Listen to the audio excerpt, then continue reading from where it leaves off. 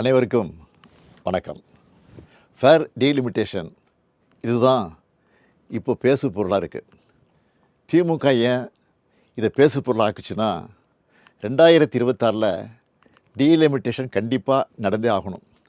அப்போது மக்கள் தொகை அடிப்படையில் தொகுதி மறுசீரமைப்பு செஞ்சால் நம்மோட எம்பிக்களுடைய பிரதிநிதித்துவம் பாதிக்கப்படும். இதை உணர்ந்து தான் நம்ம முதல்ல குரல் எழுப்பியிருக்கிறோம்.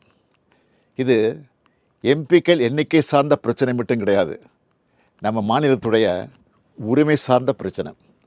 அதனால தான் தமிழ்நாட்டில் இருக்க அனைத்து கட்சிகளையும் அழைச்சி கூட்டம் நடத்தணும். பாஜக தவிர மற்ற எல்லா கட்சியினரும் ஓரணியில் நின்று நியாயமான தொகுதி மறுசீரமைப்பு வேண்டும்னு ஒரு தீர்மானத்தை நிறைவேற்றணும்.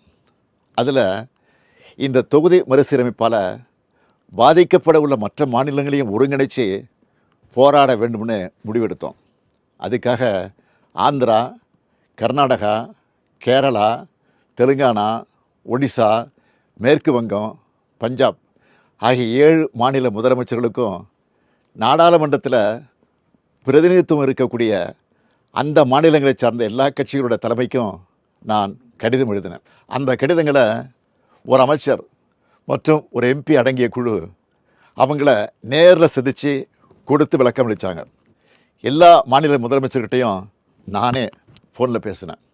இதை தொடர்ந்து சிலர் நேரடியாக வர்றதாகவும் சிலர் ஏற்கனவே ஒத்துக்கிட்ட நிகழ்ச்சிகள் காரணமாக தங்களுடைய பிரதிநிதிகளை அனுப்புகிறதாகவும் சொல்லியிருக்காங்க. இந்த முதற்கட்ட ஆலோசனை கூட்டம் நாளை மார்ச் 22 சென்னையில் நடக்க இருக்குது. இப்போது எதுக்கு இந்த கூட்டத்தை நடத்தணும்னு சிலர் கேட்குறாங்க.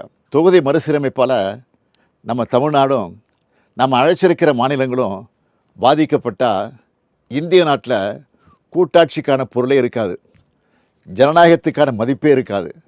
நாடாளுமன்றத்தில் நம்முடைய குரல்கள் நசுக்கப்படும், நம்முடைய உரிமைகளை நிலைநாட்ட முடியாது.